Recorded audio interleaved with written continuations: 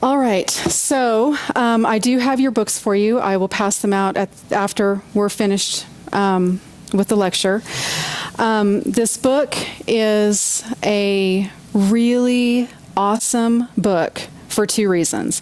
Number one, it's fairly complete. You know, it's again 2,000 years worth of history that's being put into a few hundred pages, so it's fairly complete. But even more than that, it's easy to read. It reads more like a story than it reads like a history book. So as you go through and you have the majority of your homework is reading. So as you go through and you are reading your chapters, I hope that you can relax into them and just read them like they're a novel. And I'm hoping that as you go through these chapters, you're going to forget that you're in an actual class. You're just going to be reading, and you're going to start learning things and start putting things together and piecing together your own history, and it's really fun. So this is an excellent book. So I hope that you will. I hope that you enjoy it. So I looked online and I found some statistics. In 2013, there was a poll that showed 2.184 million people in the United States in the world are professing to be Christian. Okay? Of that, in the United States, 80% of Americans are professing to be Christians. This is in 2013. By 2015, that poll had dropped to 75%. So as I was going through and kind of looking, they have all these graphs and things you can try to look through and figure out what the statistics mean, because you can pretty much make them say whatever you want. So I was trying to pull out some actual truth from it. And one of the things that I noticed was in the age group 18 to 29, that it's actually two different age groups, but I put them together because the statistic is the same. There's only 62% of that entire age group that profess Christianity at this point, and this is in 2015. And so most of the older people in older age groups, there's a much higher percentage of people that are professing Christianity or claiming Christ. And so I was trying to understand a little bit about how that comes around. And I think part of it can be explained in your book. I'm just going to read two paragraphs from the prologue of this book, and it may help to kind of put some of this into perspective. It's not a complete answer, it's a piece. Many Christians today suffer from historical amnesia. The time between the apostles and their own day is one giant blank. That is hardly what God had in mind. The Old Testament is sprinkled with reminders of God's interest in time. When he established the Passover for the children of Israel, he said, "Tell your son, it will be like a sign that the Lord brought us out of Egypt." And when he provided the manna in the wilderness, he commanded Moses to keep a jar of it for the generations to come. As a consequence of our ignorance concerning Christian history, we find believers vulnerable to the appeals of cultists. So that's one of the consequences of us not knowing our own history. Some distortion of Christianity is often taken for the real thing. At the same time, other Christians reveal a shocking capacity for spiritual pride. This is called hubris.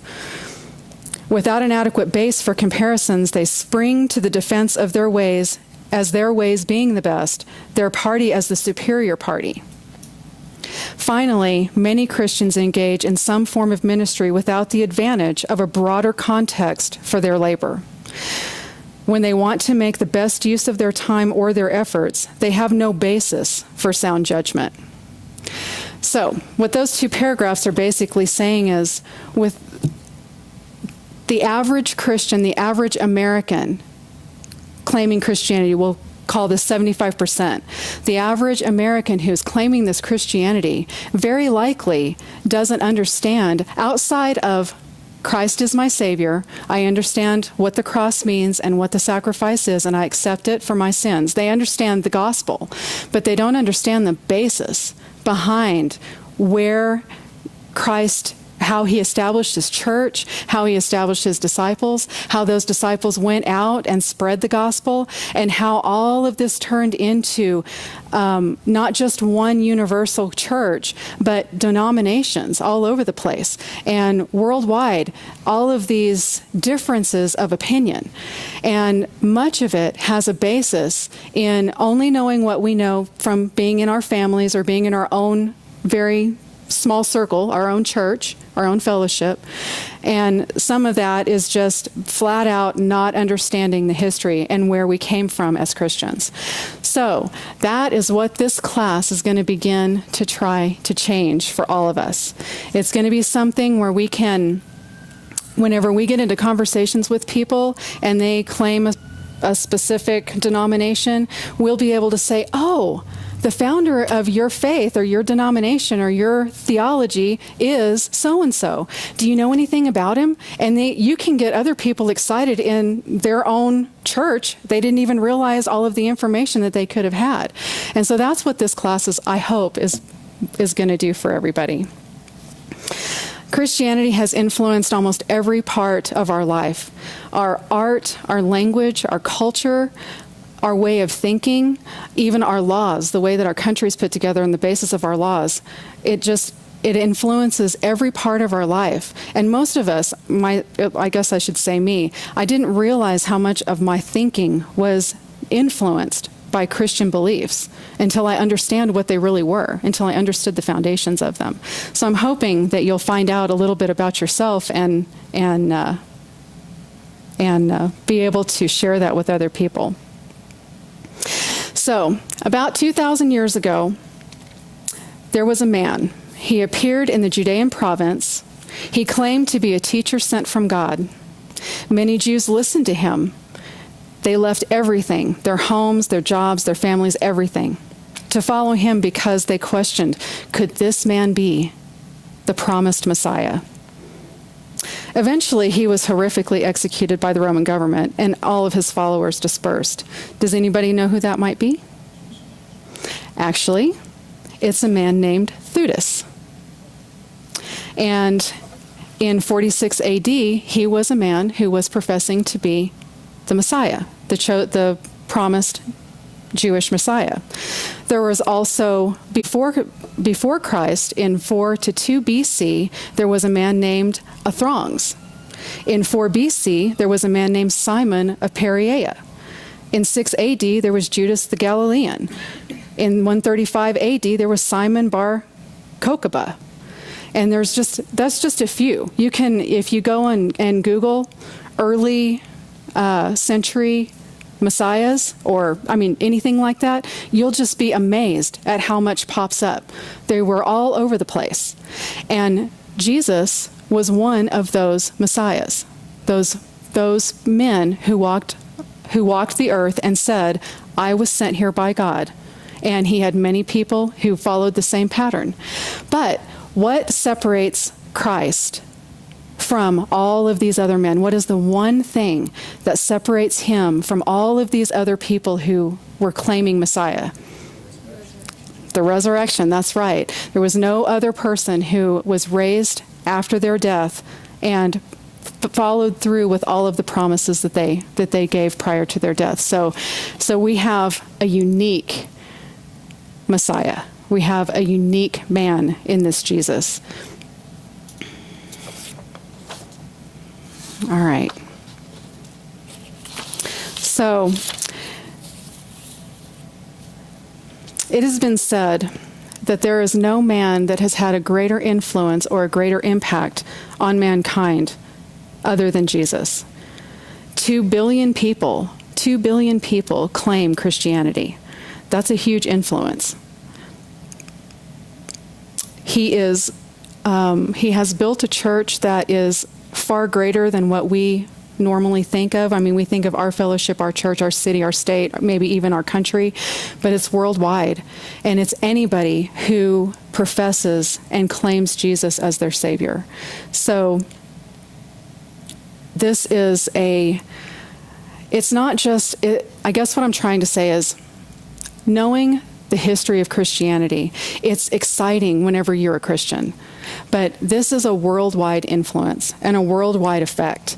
And you can have a worldwide influence and a worldwide effect if you understand where you came from and what you believe and why you believe it. So I'm really excited about this class. So let's get into a little bit of the actual, that was just an intro. That was just information. So there's a couple of things. I wish I had my whiteboard. When we meet next week, I think we're meeting in another room and there'll be a whiteboard. So what exactly is history? There's two pieces that you need to know about history. The first one is the historical process. The historical process is defined as the actual event, so it's what happened. Okay? And I remember that because a process is something you have to do, and if you do it, it's what's happening. That's how I remember that definition. I don't know if it'll help you or not. The second half of defining what history is historiography. Now, this is what is written about what happened. So you have a historical process, that's what actually happened, and then you have this historiography, that's what's written about what's happened, right? So there are discrepancies between what actually happened and what's written about what's happened, right? All throughout history, we find discrepancies. And even if you don't go back as far as the 1st century or the 16th century, you could probably go to last week in your own lives. If you have coworkers, if you have family, if you have any interaction with any group of people at all where you're trying to organize, you'll notice that there's a difference between what actually happened and what was written or said, what was relayed about what happened, right? So what are some of the reasons that there are differences between what happened and what was written about what happened? What causes these differences? There are two main reasons, okay? I'll give them to you first and then we'll talk about them. The two reasons are the evidence and the historian.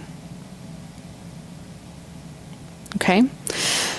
So let's talk about the evidence. How can the evidence influence us, or how can the evidence cause a discrepancy between what actually happened and what was written about what happened? Okay, there's three main reasons. Okay? The first reason is time. Okay? If there is a gap of time between the event and when it was written about, the further apart those two things happen, the more discrepancy you're going to see. Okay? And that happens in our own life all the time. I mean, if you have kids, you notice it happens quite a bit. If you are a supervisor, or if you in any way supervise a group of people, you'll notice this. The further away you are from the event, the more likely the person who is relaying the information is to embellish, to assume, or actually it doesn't even have to be, those two things sound like they're on purpose, like they're being purposely deceitful, but you just may not remember. You have a different memory of what actually happened. So time is a big factor in what causes these differences. The second thing that causes these differences is what is written is fragmented. We don't have a tape recorder where somebody pushed record and we can go back through or a video camera and we can go back through and really scrutinize all of these events. So lots of times what we read is fragmented. And unfortunately, because we're human, we tend to take those fragments and without even realizing we're doing it, we tend to add in our own biases. We tend to assume that was written for this reason or to that audience or for this purpose. So one of the examples of fragments are, there's this, his name is, he's a pastor named Papias. He was a disciple of John, and he ended up being the pastor in Hierapolis. And he wrote, from what we can understand, he wrote many, many, many volumes of information. Unfortunately, we only have small pieces. You can get a book that has all of these They're called the Papias fragments. You can get a book and read all of this information, but it's all fragmented. And so what we have to do as responsible historians is whenever we read this, we have to take it and we have to realize that what is written, we can take the fact from it, but we can't embellish on it. For example, one of the things that we find out from these fragments is that John Mark was the scribe who wrote the Gospel of Mark, but wrote it as it was dictated by Peter. We know that from Papias fragments. And there's a couple of other references, but they refer back to his. So we can take that fact and we can go to the bank and we're good. But if we start but it would be just as easy to say, well, it took them 6 months to do that. They fought a lot while they were doing the transcription, or they got along well. They totally agreed with everything. John Mark probably put in this specific thing, and he told him not to.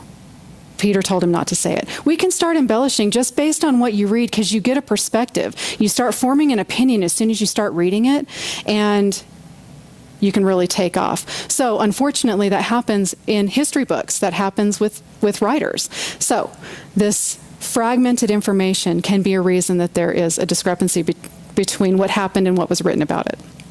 The third thing is that the sources are not always reliable. There are two sources for information. One is a primary source. That means the person who was there and witnessing the event wrote about it. And then there are secondary sources, and that's what most of us do. We go on the internet, we grab books, we read, and we gather and synthesize and put together information, and then we put out an opinion of all of that information, right? Well, so if you had to choose, which of the two sources would you be more reliant on? A primary source or a secondary source? A primary, right? That's what I said too. And it is true. Primary sources are normally more reliable. But if you think about it in terms of going to court and being an eyewitness, if you read the statistics for how often eyewitnesses misremember or accidentally identify improperly or whatever, it's pretty high. So even the primary sources can be a little bit iffy.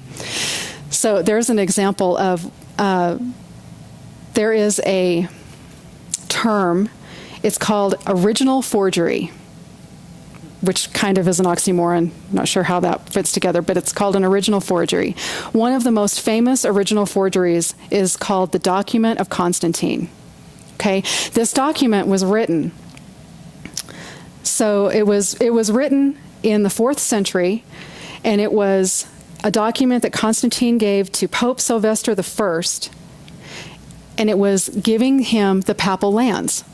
Constantine gave this pope the papal lands for 2 reasons. 1, in gratitude for converting him to Christianity, and 2, for healing him from leprosy. Okay, that's where the document comes from. Now let's go back. That's what the document is. Let's go back and see. Let's go kind of stepwise through it. In the 8th century, about 750, King Pepin of the Franks, I don't know who he is either, but just bear with me. King Pepin of the Franks gave the papal lands as a gift to the church. Now, in the 8th century, if this document existed, he didn't have those lands to give, right? Because Constantine, who was in the 4th century, he's already given him the lands, right? So King Pepin gives these papal lands to the church, but the church recognizes that if they accept this offer from the king, they're going to be in a debt to them, okay? And they don't want to do that. They don't want to be in debt to the government. So at about the time that King Pepin is giving this land over, out pops this document of Constantine. And they start saying, no, you can't give it to us because it was already given to us 4 centuries ago. So the land already belongs to us. And he's like, oh, okay, well, that's fine. And so they move on. Well, in 1440, so that's the 15th century, okay, Lorenzo Valla wrote a paper that he published in 1517 documenting this as a forgery. And you can look this up. There are pages and pages and pages of documents of reasons why this is a forgery. I'll let you, if you're interested in it, you can look at it. I'll just name a few. Byzantia was referred to in this document as a province, which in the 8th century it was a province, but in the 4th century it was just a small city. That's not the sort of mistake that one would make if you're writing up a legal contract giving land, right? Diadem, which is a crown, diadem is stated to be made of gold, when actually in the 4th century they were made of cloth. They used the term Judea to describe Israel, but the 4th century Romans called it Palestine. It refers to Roman temples that didn't exist in the 4th century, but they did exist in the 8th century. And finally, Constantine never had leprosy. So half the reason for writing the document kind of doesn't exist. If you look it up, he had some skin disorders, some mild skin disorders, but nothing that was ever documented as being as severe as leprosy. So anyway, so the church hid this document for a couple hundred years, and after this paper was written and this idea that it was a forgery came out, they sort of tucked it away. But finally, they conceded that the document was a forgery sometime around 1600. So that's the 17th century. That was quite a long time after it was written. And so anyway, that is an example of an original forgery. So it was something claimed to be from a primary source, but it really wasn't. It was actually a secondary source that had multiple errors in it. 4 centuries later, I mean, imagine trying to write a document where you have to describe things that were happening 4 centuries ago. I mean, at least we have Google. Like, we could figure out some of that stuff, but these guys were, they were kind of shooting in the air. So anyway, it was found to be an original forgery. Okay, so what did we say? I just want to make sure that everybody stays fluid here. Okay, so 3 reasons that the evidence can cause a discrepancy between what happened and what was written about what happened, the time it takes between the event and the time it was written, the history is fragmented, and then the sources are not always reliable. Okay? Does anybody have questions about that? Is that pretty clear? All right. So that was the evidence. The second reason that there are discrepancies between what's written and what happened is the actual historian. And this feeds into some of what we've already talked about.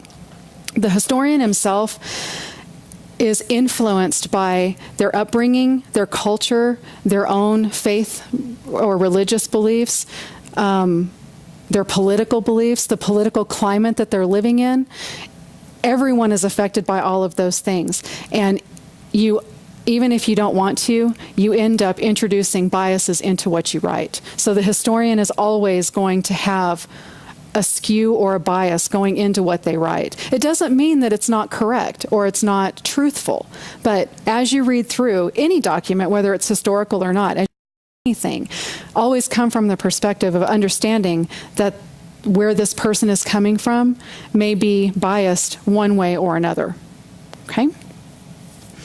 The way that I like to describe it is, so some big news story breaks, something big happens. You can go to the 3 of the major news channels. You can go to MSNBC, you can go to Fox, and you can go to CNN, right? Or you can go to your local news station, whatever. The skew or the perspective or the emphasis on the very same news story is very different coming from those 3 sources. It reminds me of being a kid and sitting around in a circle and whispering the sentence. Somebody whispers a sentence and then you pass it along, and by the time it gets back to the person who started it, it is nowhere near where it began. It's sort of, all of this is sort of in the same vein. I mean, so the perspective of the writer makes a big difference. It makes a difference in how they put it together, how they present it. I mean, you can lay something out in a specific way and cause a completely different result with the same information being laid out in a different way. Does that make sense? So the historian is a big reason that there are discrepancies. So, is that clear to everybody? Does anybody have questions about that? I want to make sure that you are clear on it because you are going to have a quiz next week, and I want to make sure that you don't have questions about that. Things like the 3 reasons that there are discrepancies between what's written and when it happened. Those are important things to know. All right.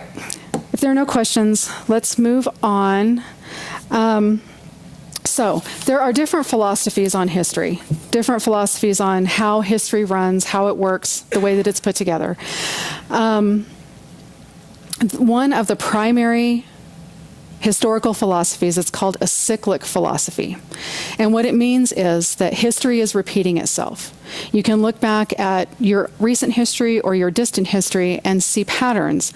And because you see patterns and because you see repetitive actions, the idea is that our behavior and our history is cyclic.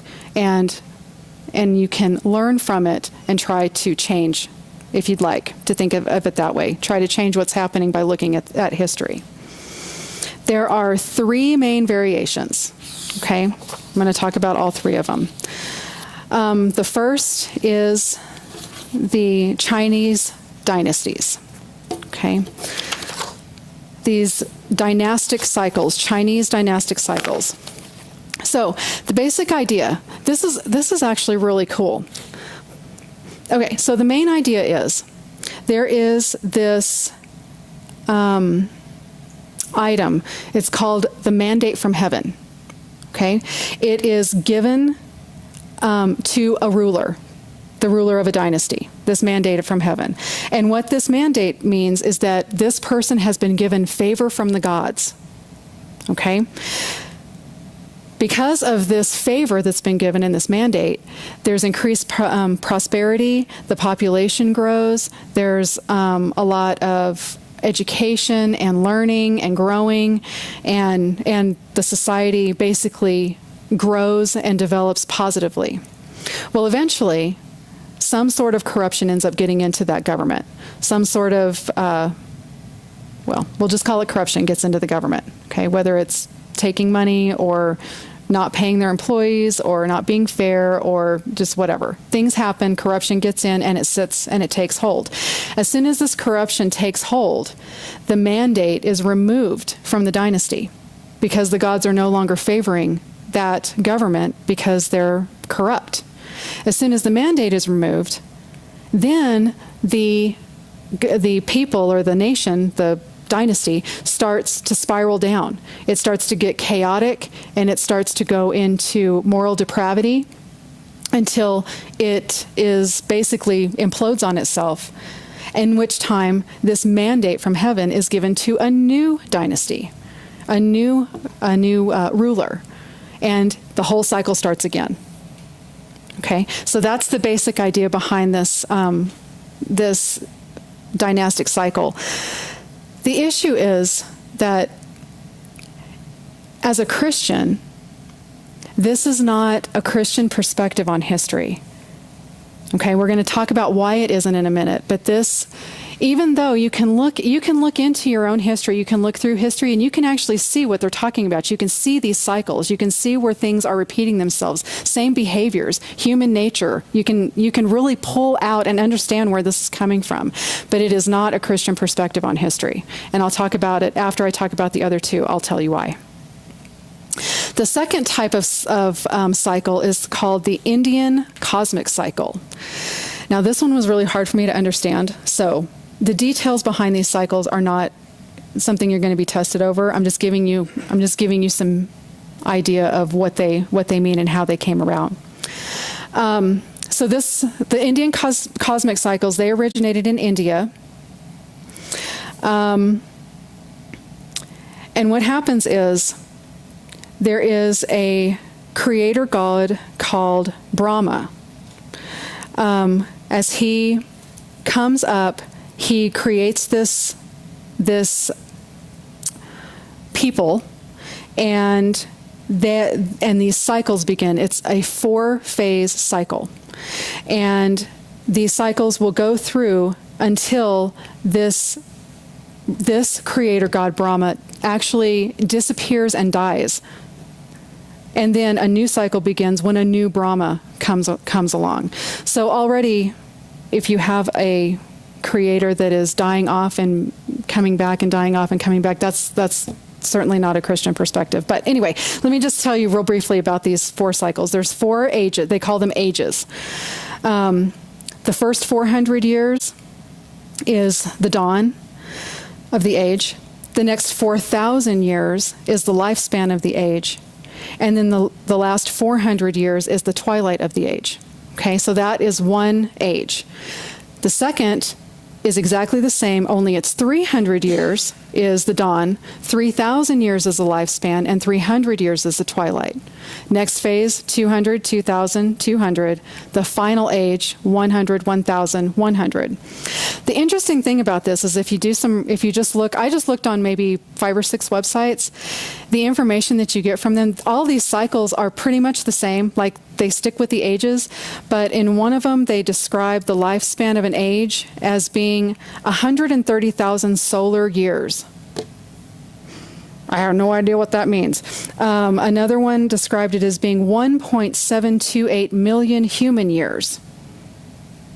Okay, at least it's something I can comprehend.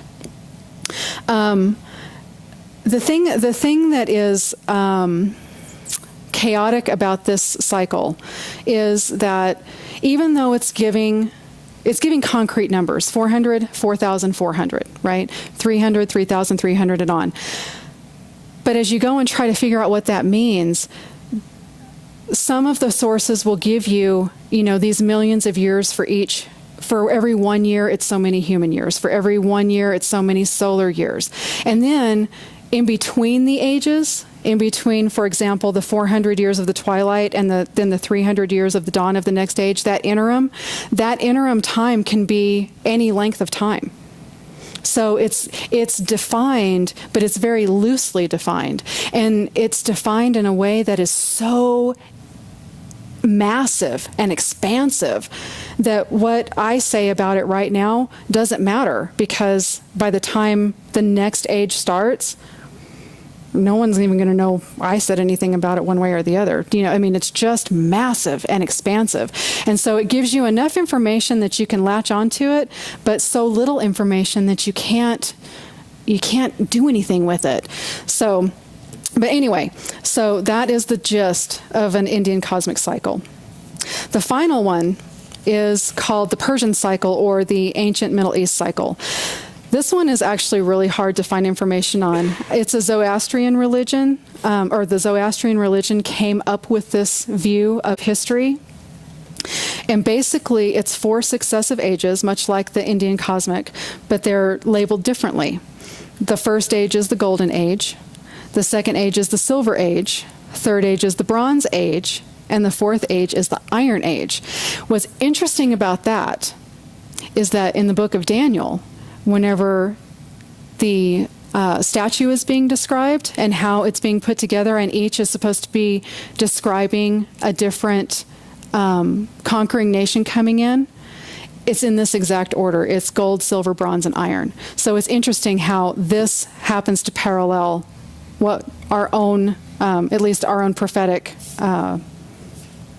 what Daniel said about how the Medo-Persians and Alexander the Great, and how all of those things came about.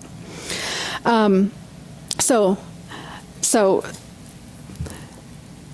this philosophical view on history, this idea of a cyclic history, with these are 3 of the primaries. There are others out there, but these are 3 primaries. The problem with all 3 of these is that, for example, with the Chinese dynasty, any ruling dynasty or society is doomed to go down, right? So if you're in this dynasty, if you happen to be in the part that is, the good part, the productive part, well, then you may not care too much. If you're in the declining, then you just already know that there's nothing you can do about it. It's gonna die off, and a new dynasty is gonna take its place. So it kind of leaves you with a feeling of futility, like, okay, we can do what we need to do because this is gonna die off anyway, and it'll just start again, right? Same is true for the Indian cosmic cycles. The Indian cosmic cycles specifically is where the idea of reincarnation came about. This idea that if you have issues, if you're not living your life the way you should be living it, if you've messed up basically, you'll have another chance because you'll be reincarnated in some other age and you'll get another chance. Well, the problem with that idea is that it sort of breeds passivity, because it doesn't matter what you do, because you'll just get another chance to be better the next time around. So you can try to be a good person, but if you slip, that's okay, because you're going to get another shot anyway. So you really don't have any solid ground to stand on as far as having a moral ground or keeping a nation with a high level of morality. There's no reason to do it, right? So why are these, I mentioned it earlier, why are these are not at all the way that the Christians view history. This is extremely important. The reason the Christian view on history is all about providence. Providence is God is in control. That is the Christian perspective on history. It's not random. It's not going in cycles. It's not repeating itself because people are who they are.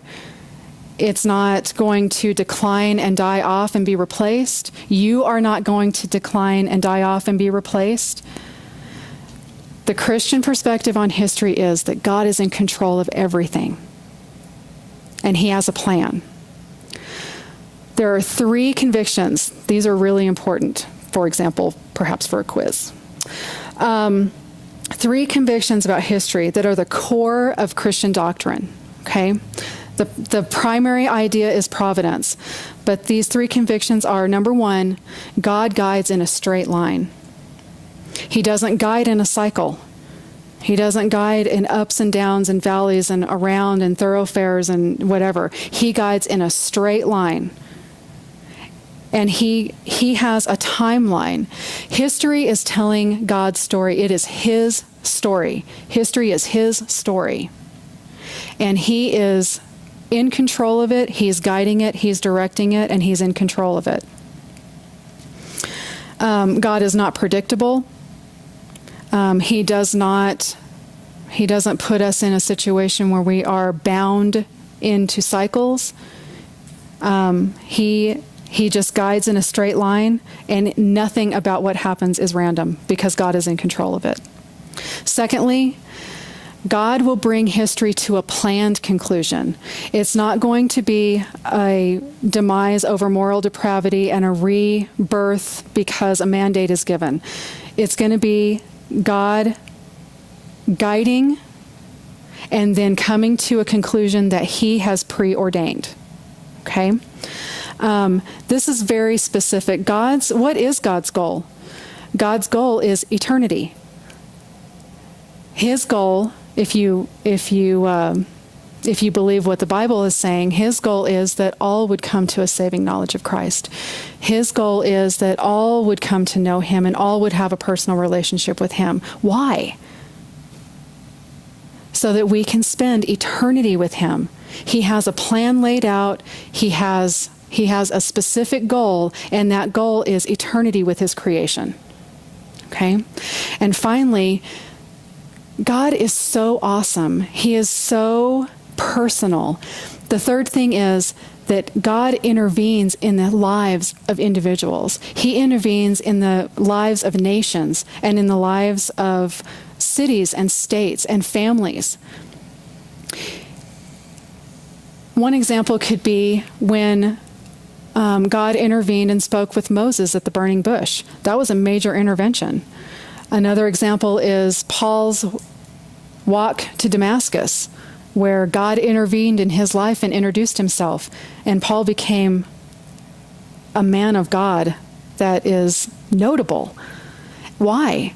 Because God intervened in his life. God came and he intervened in his life. The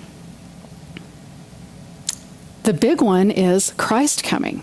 Christ came to this earth and took on flesh, and he went to the cross for us. He made the ultimate sacrifice for us. That is a major intervention.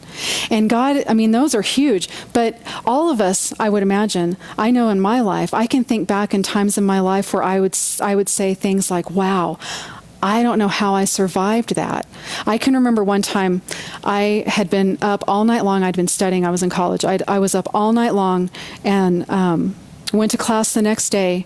And the next afternoon, it was a Friday, and I was driving home to see my mom from Socorro to Roswell. So it's, 250 miles or something like that, 3 hours, something like that.